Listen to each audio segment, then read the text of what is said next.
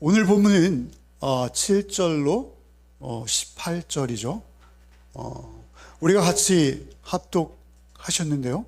뭐 이렇게 저주스러운 말씀만 가득한 본문을 가지고 주일 본문을 삼나라고 목사인 저를 째려보셔도 할 수 없습니다.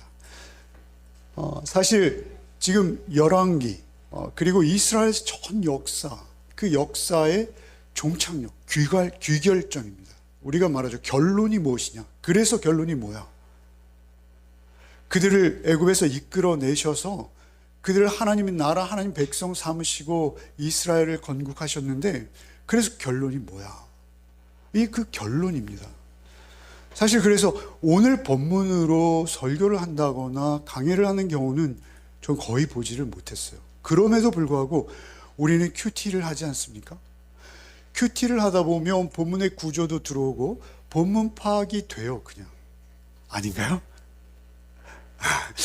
하여튼 강제로라도 그 말씀을 계속 읽다 보면 이러이러한 말들이 지루하지만 동일한 말씀들이 계속 반복되고 있는데 이 말씀은 결국 이러한 의미겠구나 라는 것이 대충은 들어오지 않으십니까? 네, 끝까지 답변을 안 주시는. 어쨌든 그 말씀을 읽어가면서 우리는 그러한 하나님의 마음, 하나님의 심정을 사실 느껴야 되는 것이죠. 여러분, 오늘 이 말씀은요, 사실 7절에서 부터 시작됩니다만 판결문이에요, 판결문. 저는 재판을 받아보지는 않았어요. 재판하는데 가보지도 않았어요. 그러나 재판하는 거에 대해서 이야기는 들어요. 판사님들이 재판을 하면서 판결문을 길게 낭독을 하고 이러한 이유로 인해서 이러한 형량을 주문합니다. 이렇게 하잖아요. 주문이라 하더라고요. 헌법재판소에서 대통령을 파면합니다. 이렇게 안 하고 이것을 주문합니다. 이렇게 표현하더라고요. 판결이죠, 판결. 그러니까 이스라엘을 향한 집약된 결정적인 판결이에요. 이게 판결문입니다. 사실 1절부터 6절까지는 어떤 외교 정책에 대한 이야기예요. 호세아가 외교 정책을 잘못해서 나라가 망했다라는 외형적인 모습, 이 1절부터 6절이라면 7절부터 18절까지는 그들의 판결문입니다. 판결문. 그런데 이 판결문을 그 현대 성서 주석이라는 아주 명료한 주석이 있는데 그 주석에 리처드 넬슨이라는 학자가 그 구조를 이렇게 정리했어요. 아주 정말 명료하게 정리했더라고요. 사실 이스라엘의 죄목들이 비슷비슷하게 반복되기 때문에 우리가 그것이 순전히 죄덩이구나 이렇게만 인식하지 그 죄가 무엇이야 구체적으로 무엇을 그렇게 잘못했는데 라고 우리가 정리가 잘 안 될 수 있습니다. 그런데 그 판결문을 잘 정리해서 구조를 파악해 놓은 구조가 이거예요. 오늘 본문 7절부터 18절인데 여기 A, B, C, A-B-C가 있는데 A는 일반적인 정죄, 일반적인 그냥 정죄의 목록이에요. 그리고 그 정죄 아래에서 구체적으로 그들이 어떠한 그런 범죄를 저질렀는지 그것을 말하고 그 다음에 하나님께서 다시 그들에게 돌아오라 말씀하시는데 그 예언적 경고가 그들이 들리지 않는 거죠. 예언적 경고입니다. 그리고 다시 A-B-C-가 있는데 반복하는 거예요. 우리가 대꾸구조라고 그러죠. 내용이 길어도 7절에서 18절까지 이러한 내용들로 정리가 된다는 거예요. 다시 일반적 정죄가 되고 그 다음에 두 번째는 구체적인 범죄들의 예가 나오고 여기서는 예언적 경고였다면 여기서는 주문이에요. 그냥 판결 내용이에요. 판결 내용, 너희들은 제거된다. 무서운 판결이죠. 이 판결문을 한번 보죠. 이 전에 제가 처음에 띄워달라고 그랬던 18절 죄송합니다. 18절만 한번 읽어보죠. 여호와께서 이스라엘에게 심히 노하사 그들을 그의 앞 제거하시니 오직 유다 지파에는 남은 자가 없으니라. 사실 유다 지파도 남은 자 아니죠. 그들도 곧 끌려갈 것이죠. 그러나 어쨌든 지금 현재로서는 그들 앞에서 제거됐다라는 것이죠. 제거되었다. 좀 사실은 개역개정이 좀 너무 살벌하게 번역했어요. 이 판결문의 주문 18절 마지막 주문이 뭐예요? 제거됐다 이 말씀은 히브리어로 옮기다, 추방하다, 쫓아내다. 다른 성경 번역에 보면 제거라는 이런 살벌한 표현, 제거라는 건 영구제명 이런 어감이 있죠. 근데 그게 아니라 히브리어에는 어떤 어감이냐면 옮기다, 추방하다, 쫓겨내다라는 것이죠. 아직 소망이 있는 거예요. 어쨌든 그렇게 그들에게 이제 형량이 선고되어 있는데 그 이제 7절부터 우리가 대략적으로 살펴보겠습니다. 7절부터 대략적으로 7절 한번 같이 읽죠. 7절 읽겠습니다. 이스라엘은 이 일은 이스라엘 자손이 자기를 애굽 땅에서 인도하여 내사 애굽의 왕 바로의 손에서 벗어나게 하신 그 하나님 여호와께 죄를 범하고 또 다른 신들을 경외하며, 결국 이 모든 죄의 일반적 사항에서 1번 뭐요? 다른 신을 경외하는 거예요. 다른 신. 그것이 무엇이 되었단 말이죠?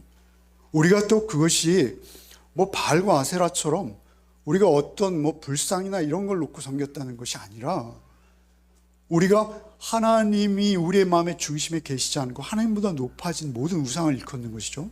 물론 잘 아시겠습니다만 그렇게 우상을 쫓은 거예요. 그런데 그 우상을 쫓은 것을 말씀하시면서 그 우상과 대비되는 하나님, 그 하나님을 버리고 우상을 쫓았다. 그것이 모든 죄 항목의 1번인 일반적 죄 항목이에요. 사실 이게 제일 중요하고 이게 전부예요. 그럼에도 불구하고 우리가 분명히 알아야 되는 것은 여기서 그러면 그들이 등을 돌리고 떠난 하나님은 어떤 하나님이냐, 이것을 오늘 본문에 길게 설명하고 있죠.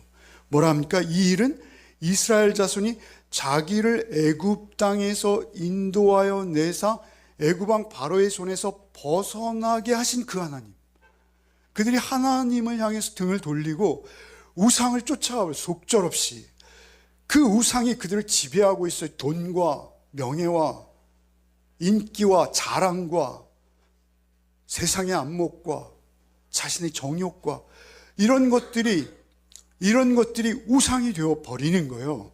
그래서 그들이 하나님을 향해서 등을 돌렸는데 그 등 돌린 하나님의 존재는 과연 그러면 어떤 분이냐는 것이죠. 그것을 오늘 본문은 설명하고 있어요. 어떤 분이시라는 거예요?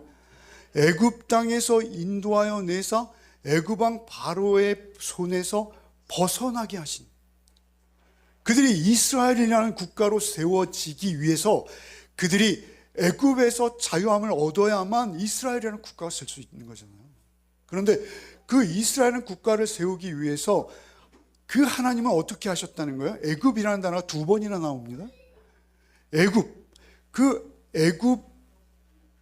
땅에서 인도하여 내셨고 애굽 왕 바로의 손에서 인도하여 내신 거예요. 그렇게 애굽으로부터 인도하여 내신 하나님을 떠나서 우상을 향한 거예요. 왜 이렇게 애굽에서 구원해 내신 게 중요할까요? 애굽에서 구원해 내신 게 우리 신앙의 전부입니다, 사실은. 그런데 그 애굽으로부터 구원해 내시는 은혜, 그것은 무엇으로 성취되었나요? 여러분, 우리가 이걸 좀 기억할 필요가 있어요. 열 재앙으로 성취되었어요. 애굽 왕 바로가 안 내보냅니다, 절대. 그런데 내보낸 이유가 딱 하나 있어요. 그것은 10재앙 중에 마지막 재앙입니다. 10번째 재앙. 10번째 재앙을 당하자 가라. 그리고 다시 쫓아오는 바로의 모습 우리가 보았잖아요. 그들은 결코 포기하지 않아요. 결코 포기하지 않아요. 그러나 그들도 잠시 내어줬어요. 내어줄 수밖에 없었어요. 왜 내어줬습니까? 10번째 재앙에서 어린 양의 피의 역사가 있기 때문에 그렇습니다. 어린 양의 피를 문설주에 바르자 이스라엘의 장자들은 생명을 얻었고 애굽의 장자들은 다 생명을 빼앗긴 것이죠. 그 역사가 있었어요. 그 어린 양의 피로 이스라엘을 사실은 값주고 구원해내신 거예요. 그 어린 양은 누구인지 아시잖아요, 우리 다. 그 어린 양의 피를 문설주에 발라 그들을 구원해내신 하나님, 어린 양의 피로 되사신 하나님, 그 하나님 바로에게 값을 치르신 거예요, 사실은. 그런데 그 하나님을 등지고 그들이 누구를 향한 거예요? 우상을 향한 거예요. 그리고 이제 그 내용들이 8절, 9절 뭐 이렇게 쭉 이어지는 거예요. 그 내용은 뭐예요? 모든 산 위와 푸른 나무 아래 목상과 아세라상. 아주 구체적인 거죠. 그들에게 목상이 있었어요? 아세라상이 있었어요. 아세라상은 뭐죠? 부자 되는 우상. 유방이 막 여러 개 달려있는 우상. 풍요와 번식과 부유함을 상징하는 그 우상. 그 우상을 정교하게 깎아놓고, 아니요, 정교하지도 않더라고요. 고고학 발견되는 거 보면 아주 흉측해요. 그런데 그 우상, 아무것도 아닌 그 우상을 숭배하기 위해서, 그 우상을 떠받치기 위해서 여호와 하나님을 떠나는 것이죠. 우상을 섬긴 거예요. 그것이 내용입니다. 내용. 그들이 목을 곧게 하고 하나님 앞에 겸손해야 하지 않았다는 것이죠. 하나님을 하나님으로 인정하지 않은 거예요. 그들이 애굽의 종살이의 비참함을 잊은 거예요. 그리고 다시 일반적인 죄들을 목록을 말씀하세요. 그 일반적인 죄 목록을 이제 두 번째로 말씀하세요. 우리에게 중요한 것은 사실 일반적인 죄 목록이에요. 일반적인 죄 목록인데 그 일반적인 죄 목록, 그것을 한 번만 읽어보죠. 15절 읽겠습니다. 15절만 읽겠습니다. 여호와의 율례와 여호와께서 그들의 조상과 더불어 세우신 언약과 경계하신 말씀을 버리고 허무한 것을 뒤따라 허망하며 또 여호와께서 명령하사 따르지 말라 하신 사방 이방 사람을 따라. 사실은 이게 말만 바뀌었지 내용은 여러분 같게 느껴지시죠? 여기엔 약간 언어 유희가 있어요. 언어 유희. 여기에 보시면 가운데 부분에 그들이 언약과 경계하신 말씀을 버리고 따라간 것이 뭐예요? 허무한 것을 뒤따라 허망하게 되었다는 거예요. 허무한 것을 뒤따라 허망하게 되었어요. 허무한 것을 뒤따르니까 당연히 허망한 결과밖에 없는 거예요. 허무한 것을 뒤따르는 거예요. 여기서 허무하다, 허망하다, 이것은 여러분 헤벨이라는 단어. 여러분 헤벨이라는 단어 어디서 들으셨죠? 헛되고 헛되니 모든 것이 헛되다 할 때 그 헛됨입니다. 이 헤벨은 히브리어 사전에 바람, 먼지, 허무한 것, 허망한 것, 있으나 마나한 것.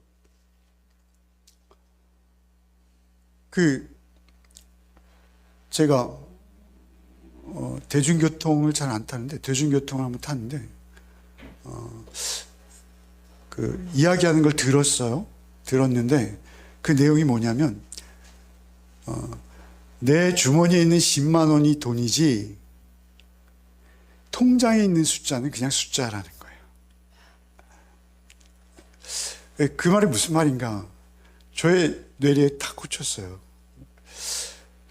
우리가 그냥 10만 원을 주머니에 넣고 밥도 사 먹고 그리고 뭐 이렇게 경제생활을 하잖아요. 하루에 뭐 1, 20만 원 주머니에 넣고 다니잖아요. 그게 내 돈이라는 거예요. 통장에 있는 것은 숫자에 불과하더라. 그런 얘기를 하시더라고요. 맞는 것 같아요. 숫자 노름하고 있습니다, 우리가 지금. 그것이 주식이 되었던, 코인이 되었던, 부동산이 되었던, 그것이 사업 소득이 되었던, 그 숫자에 울고 웃고 하는 거죠. 사실 우리가 먹고 입고 자고, 우리의 주머니에 그저 돈이 있고, 그거 몇 번 쓰고, 이러면서 우리 살고 있는데, 그 헤벨, 바람, 먼지, 허무한 것, 허망한 것, 그 권력과 명예, 권세, 욕망, 그 통장의 숫자가 인생의 전부인 것처럼 여기며 자기 숨이 끊어지는 하루 전날까지 거기에 허덕이다가 그렇게 허무하게 마지막을 당하는, 그게 우리 인생이라는 것이죠. 그래서 우상이 그런 존재라는 거예요. 여기 지금 뭐라 해서 허무한 것을 뒤따라 허망하며, 허무한 것을 뒤따라. 여러분, 이것은 신명기에 모세가 이렇게 하나님 말씀 대언한 것이 있죠. 신명기 32장 21절 한번 읽겠습니다. 그들이 하나님이 아닌 것으로 내 질투를 일으켜 허무한 것으로 내 진노를 일으켰으니 나도 백성이 아닌 자로 그들에게 시기 나게 하며 어리석은 민족으로 그들의 분노를 일으키라. 그들이 하나님이 아닌 것으로 내 질투를 일으켜 허무한 것, 헤벨, 허무한 것으로 내 진노를 일으켰습니다. 그러니까 그들이 하나님, 어린 양의 피로 우리를 값주고 사셔서 구속하신 하나님을 등지고 허무한 것, 허망한 것, 그것이 경제 권력이 되었던 정치 권력이 되었던 어떠한 것이 되었던 하나님을 제외하고는 헤벨인 거예요. 헤벨. 허무한 거예요. 허망한 거예요. 하나님의 공의와 사랑, 그 공의와 사랑을 쫓아서 영원히 가치로운 하나님의 말씀을 따른 것만 우리에게 영원한 건데, 그것을 버리고 등지고 헤벨을 쫓아서 정처 없이 떠난 거예요. 하나님을 등진 거예요. 그로 인해서 하나님이 뭐예요? 화가 나신 거예요. 그래서 그들을 그야말로 티끌과 먼지가 되게 하시는 거예요. 그 내용에 나오는 게 뭐예요? 두 송아지 형상이죠. 두 송아지 형상. 내용에 나오는 게 두 송아지 형상입니다. 그 송아지 형상이 뭐예요? 하나님, 이게 너희를 애굽에서 인도하는 하나님이야. 금송아지를 세워놓고 이게 하나님이야. 오늘날 우리의 모습 아닙니까? 금송아지가 하나님이라는 거예요. 아세라, 1월 성신 나란히 놓고 있지만 다르지 않아요.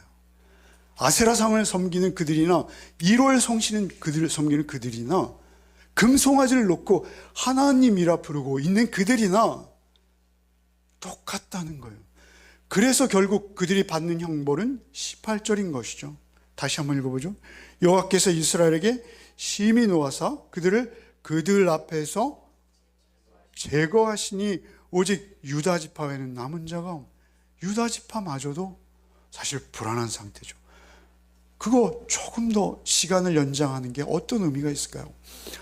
어찌되었든 그들은 다 포로지로 흩어진다라는 것이죠. 먼저 이 판결문을 읽고 또 오늘 우리가 7절이 중요했잖아요.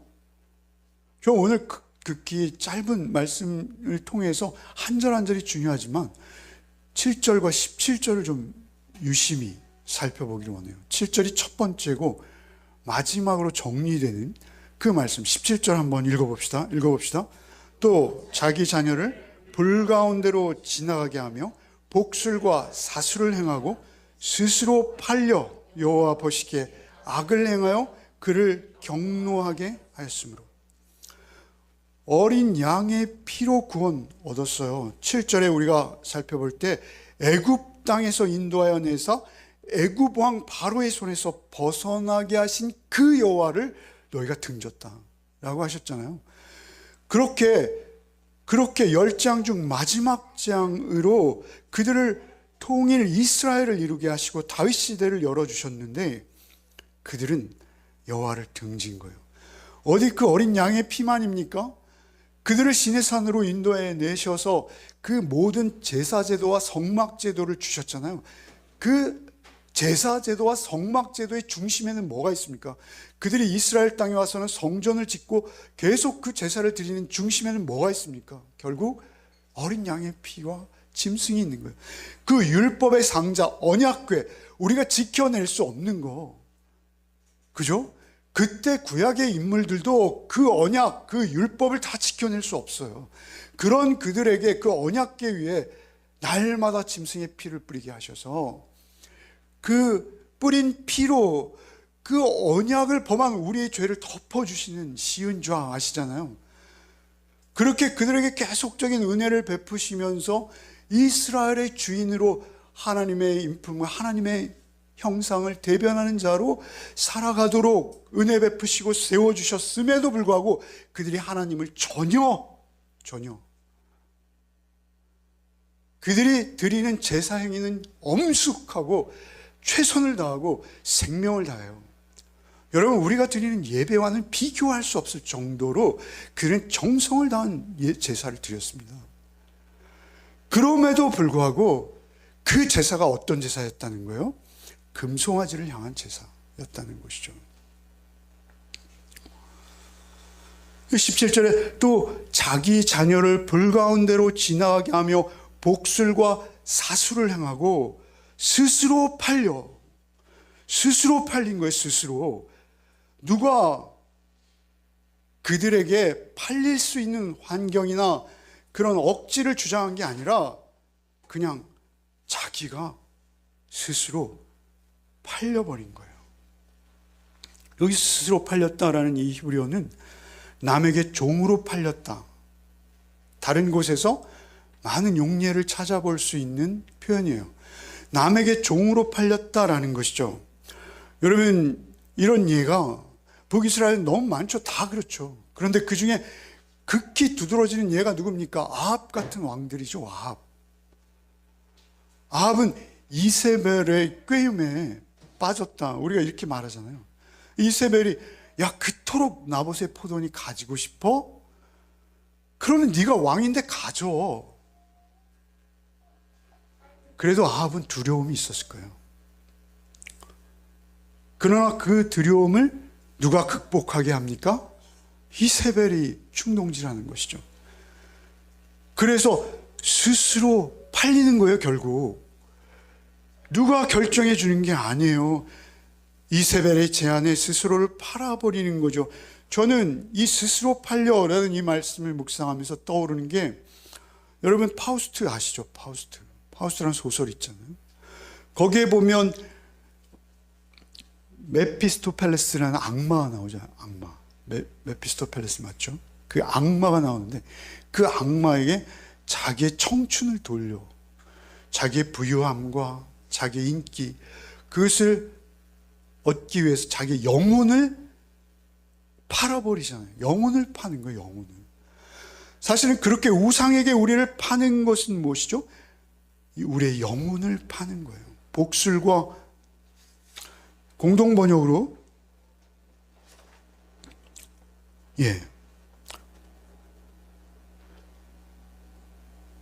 한번 읽어보죠. 한번 읽어보겠습니다. 그들은 자기 아들, 딸들을 불에 살라 바쳤고 점쟁이나 술객에게 가서 운수를 보았다. 이렇게 스스로 자유를 잃은 종의 신세가 되어 야훼의 눈에 거슬리는 일을 함으로써 야훼의 속을 썩겨드렸던 것이다. 굉장히 번역이 부드럽죠? 이해하기 쉬우시죠? 자기 아들, 딸들을 불에 살라 바쳤고 인신제사로 드렸다는 거예요. 그러니까 자기 아들, 딸들을 무엇으로 삼았다는 거예요? 자기 욕망의 실현 수단으로 삼은 거예요. 자기 욕망. 꼭 자기 자녀를 불에 태워서 바쳐서 불살라 드린 게 아니라 자기 욕망 실현의 대상으로 삼는 거예요. 아들의 인격, 아들의 존재, 이런 거 인정하지 않는 거예요. 그리고 그냥 뭐예요? 너는 내 얼굴을 봐서. 그래서 그들의 사고와 그들의 세상을 보는 가치관과 그들의 모든 안목과 그들의 존재를 세상의 노예로 갖다 버리는 거예요. 갖다 바치는 거예요. 그래서 세상 것 되게 하는 거예요. 그냥 무엇이 중요한지 무엇이 먼저인지를 우리가 잊어버리고 산다는 거예요. 우리가 이런 실수는 저도 많이 했죠. 자기 아들, 딸들을 불에 살라 바쳤고 점쟁이나 술객에 가서 운수를 보았어요. 또 점쟁이나 술객에 가서 운수 보는 이유는 뭐죠? 이 자기 욕망실이에요. 역시 어떻게 좀 방법이 없나? 점도 쳐보고, 그래? 그렇다면 이걸 좀 바꿀 수는 없나? 복채도 더 많이 내고 그런 것도 하고 부적이라고 그러셨어요. 지금 혹시 사보신 건 아니겠죠? 절대 안 사신 건 제가 알고 있습니다. 하여튼 그렇게 자기 욕망의 실현 수단으로 그리스도인들이, 이스라엘 사람들이, 유다인들이 그 짓을 하고 있었다라는 것이죠. 여러분, 이런 좋은 예가요, 오늘 본문이 있는 이 17장 바로 앞에 16장에 있어요. 좀 길지만 제가 이걸 안 읽을까 하고 지나가다가 다시 읽어보는 게 좋겠다. 그래서 읽겠습니다. 여러분, 열왕기하 16장 10절부터 16절, 좀 길지만 같이 한번 읽어봅시다. 시작. 아하스 왕이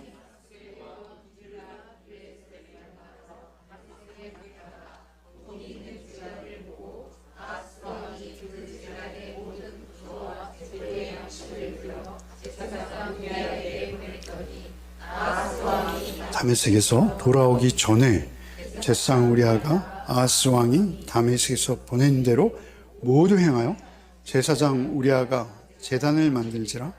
왕이 다메섹에서 돌아와 제단을 보고 제단 앞에 나아가 그 위에 제사를 드리되 자기의 번제물과 소제물을 불사르고 또 전제를 붓고 수은제 짐승의 피를 제단에 뿌리고 또 여호와 앞 곧 성전 앞에 있던 놋제단을 새 제단 성전 사이에서 옮겨다가 그 제단 북쪽에 그것을 두니라.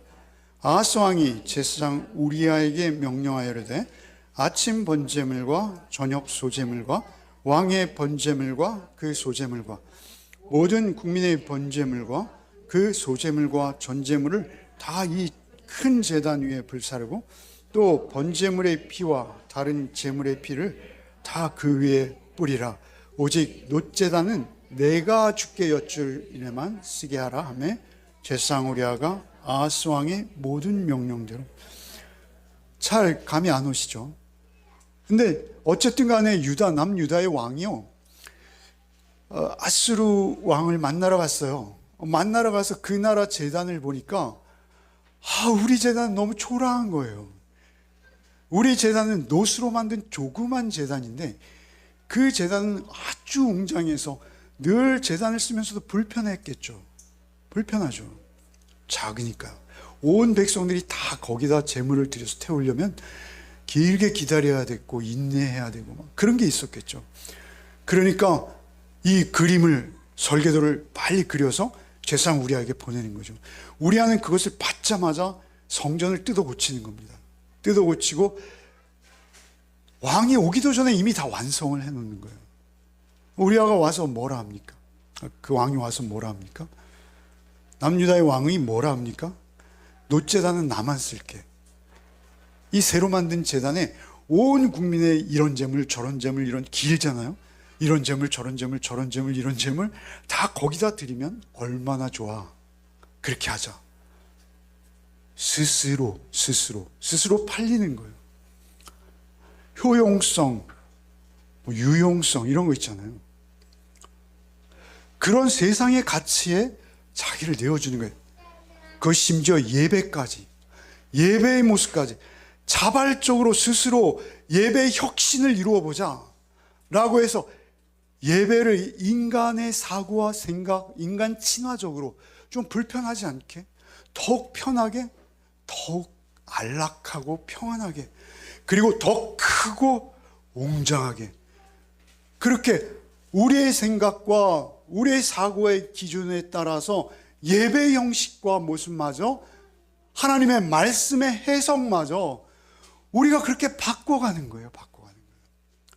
있는 그대로 이해하거나 적용하기보다는 있는 것들을 우리의 편의주의에 맞춰서 스스로 보기 좋게, 그러나 하나님은 점점 밀려가고 있는 거예요.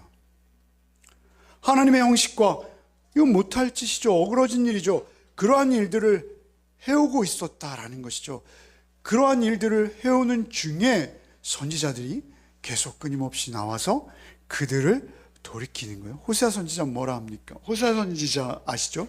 여로보암 2세 때 북이스라엘이 망하기 40여 년 전 호세아 선지자 뭐라고 하죠? 자기 아내 고멜이 음란에 끌려갔어요. 그를 다시 사오죠. 보리 한 호멜 반과 은 15. 보리 한 호멜 반은 은의 가치로 15입니다. 그러니까 합하면 뭐예요? 은 30냥입니다. 은 30은 뭐예요? 예수께서 팔리신 값과 똑같잖아요. 결국 그 은 30을 가서 내고 고멜을 사오는 거예요. 자기 부인을. 하나님과 우리는 부부 관계로 구약에 여기저기에 표현되어 있어요. 그런 팔려버린 이스라엘을 다시 사오는 행위를 그 삶으로 직접 보여주는 거예요. 삶으로. 그러면서 이스라엘을 향해 끝없이 돌이키기를 권하시는 하나님의 마음인 거예요. 그 하나님의 마음을 그들은 끝까지 외면하고 있었다라는 것이죠. 여러분, 스스로 팔려. 오늘 사실은 설교의 제목은 이스라엘의 멸망이라고 했습니다만, 사실 이 이스라엘의 멸망은 한 가지 단어로 대치될 수 있어요. 무엇으로요? 스스로 팔려. 스스로 팔린 거예요. 아담의 원죄로 인한 우리 안의 욕망과 그 음란함, 거기에 우리를 스스로 내어준다라는 것이죠. 하나님께서 그 은혜를 베푸시고 애굽으로부터 어린 양의 피로 값주고 사셨음에도 불구하고 자기가 스스로 종되어 팔려가 버리는 거예요. 다시 아수르로, 바벨론으로 찢겨 나가면서 팔려가는 그 역사가 구약의 방대한 역사를 기록하고, 오늘 우리가 함께 묵상하는 이스라엘의 멸망의 마지막 장면, 그 선고가 내리기 직전에 스스로 팔려 이렇게 말씀하고 계시다라는 것이죠. 그 스스로 팔린 우리를 퇴사하시는 게 예수 그리스도이신 거예요. 성경은 그러한 맥락 속에서 이해할 수 있는 거예요. 예수께서 세례를 받으시고 요단에서 올라오실 때 세례 요한이 뭐라 합니까? 보라, 하나님의 어린 양이로다. 저분은 너희를 되사시기 위해서 다시 또 피를 흘리기 위해서 오신 그 유월절 어린 양으로 오신 그분이시다 라고 세례 요한이 예수님을 일컫고 있는 거예요. 여러분, 계시록 5장 9절을 한번 읽어봅시다. 그들이 새 노래를 불러 이르되 두루마리를 가지시고 그 인봉을 떼기에 합당하시도다. 일찍이 죽임을 당하사 각 족속과 방언과 백성과 나라 가운데에서 사람들을 피로 사서 하나님께 드리고, 하나님을 향해 등을 돌리고 떠나버려서 우상을 향하고 있는 그들을 다시 되돌려 하나님께로 향할 수 있도록 예수가 오신 거예요. 어떤 모습으로요? 어린 양의 모습으로. 인류의 역사 속에 어린 양의 모습을 자신이 몸소 보이시고 지니시고 찾아오신 거예요. 그 예수를 믿으셔야 합니다. 그 예수가 우리를 피값을 지불하시고 속량하시고 다시 자유케 하시는 오직 유일한 예수 한 분이시라는 것이죠. 여러분, 이것을 바울 사도는 이렇게 표현하세요. 고린도 6장 20절 읽어봅시다. 값으로 산 것이 되었으니 그런즉 너희 몸을 하나님 값으로 뭐요? 샀다. 피값으로 샀다. 고린도전서 7장 23절 읽어봅시다. 너희는 값으로 사신 거니 사람의 종이 되지 말라. 값으로 산 거예요. 여러분, 사람의 종이 되면 안 돼요. 여러분, 그러한 꼬임에 빠져 이세벨과 같은 사람의 종이 된 자들이 이 땅에 얼마나 많습니까? 얼마나 우리 같은 인간이, 그저 양심을 지닌 인간이 보기에도 끔찍한 유의 범죄들이 오늘도 벌어지고 있습니까? 베드로 사도께서는 동일한 이런 말씀을 하셔서 베드로 사도 배전 1장 18절 19절 읽어봅시다. 너희가 알거니와 너희 조상이 물려준 헛된 행실에서 대속함을 받은 것은 은이나 금같이 없어질 것, 헤벨입니다. 오직 흠없고 점없는 어린 양 같은 그리스도의 보배로운 피로 된 것이니, 은이나 금이 아니에요. 통장의 숫자가 아니라는 거예요. 그것은 오직 어린 양의 피가 우리를 구속하는 거예요. 통장의 숫자를 보고 웃음 지을 때가 있으십니까? 물론 있으시면 좋죠. 그게 귀해요. 그러나 그 숫자를 보고 웃음 짓는 우리의 존재가 더 중요하다는 거예요. 귀하죠. 절약해야죠. 아껴야 합니다. 그리고 쓸 때 써야 되는 것이죠. 그런데 그것이 목적이 되어버리거나 그것이 하나님 위에 있으면 우리는 아무것도 아닌 헤벨인 것입니다. 헤벨인 거예요. 예수께서 직접 말씀하시죠. 우리를 자유케 하시는 예수님의 성찬을 제정하시는 말씀, 바울 사도 베드로 그리고 이제 예수입니다. 마태복음 26장 28절 읽어봅시다. 이것은 죄사함을 얻게 하려고 많은 사람을 위하여 흘린 바 나의 피 곧 언약의 피니라. 피 흘리시는 이유는 뭐라는 거예요? 죄사함을 얻게 하기 위해서. 죄의 종노릇하고 있는 죄에 팔려버린 우리를 되사시기 위해서 피 흘리시는 거예요. 피 흘리시는 거예요. 피를 우리가 흘릴 일이 별로 없어서 그 아픔을 모르죠. 그러나 어쨌든 예수께서는 피 흘리셨어요. 그 피를 흘리신 이유는 단 하나인 거예요.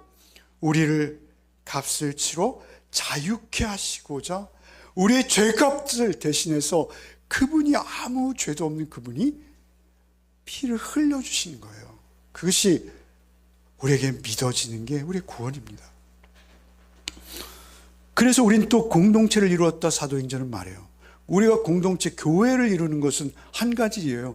교회는 건물도 아니고 친목도 아니고 여러분과 저와의 관계도 아니에요. 여러분들끼리의 관계도 아니에요. 교회는 뭐예요? 피로 값주고 사신 공동체예요. 여러분 한번 읽어봅시다. 사도행전 20장 28절 읽어봅시다. 여러분은 자기를 위하여 또는 온 양떼를 위하여 삼가라.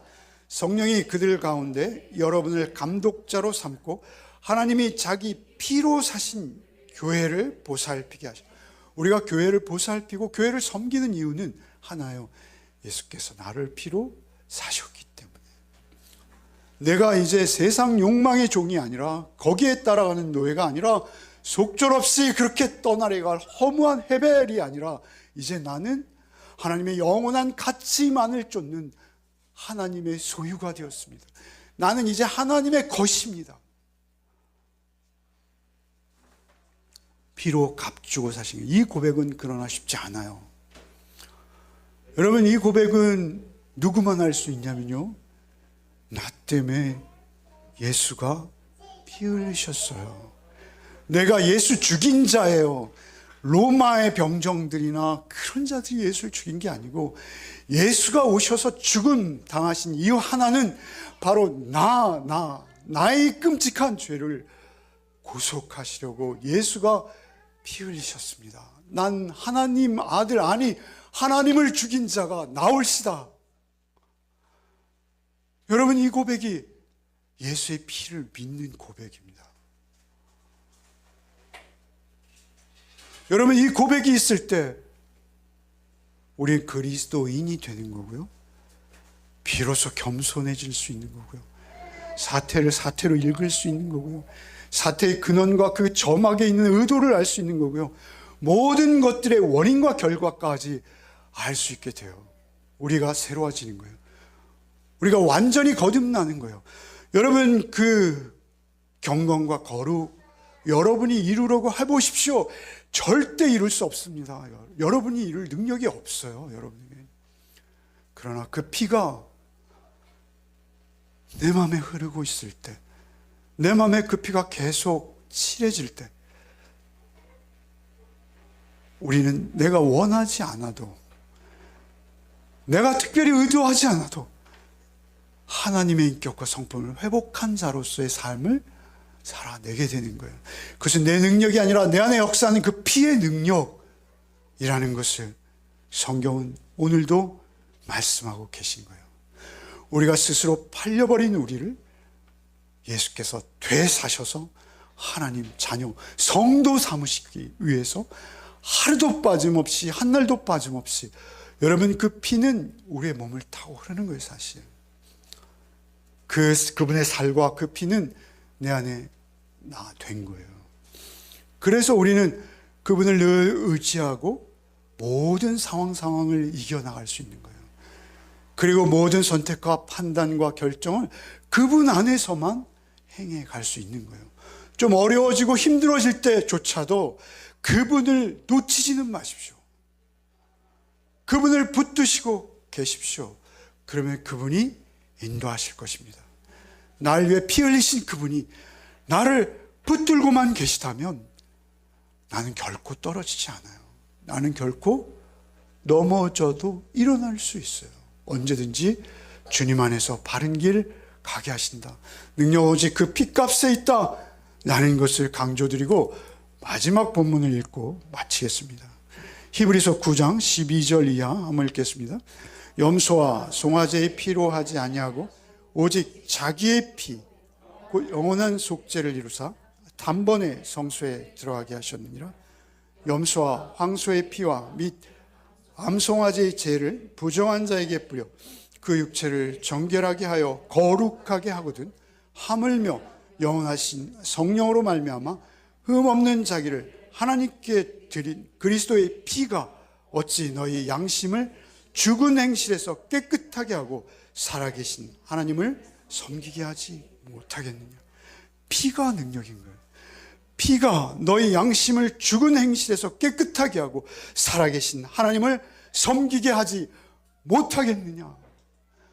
우리의 경건과 거룩은 오직 그 피의 은혜와 능력 안에서만 가능하다라는 것을 잊지 아니하시고 또 한 주간의 삶 속에서 그 피의 능력을 직접 경험하시는 저와 여러분 되시기를 바랍니다. 주님, 우리의 연약함을 아십니다. 우리의 육신의 정욕과 이 생의 안목과 자랑들을 주님 아십니다. 주님, 우리를 불쌍히 여겨 주시옵소서.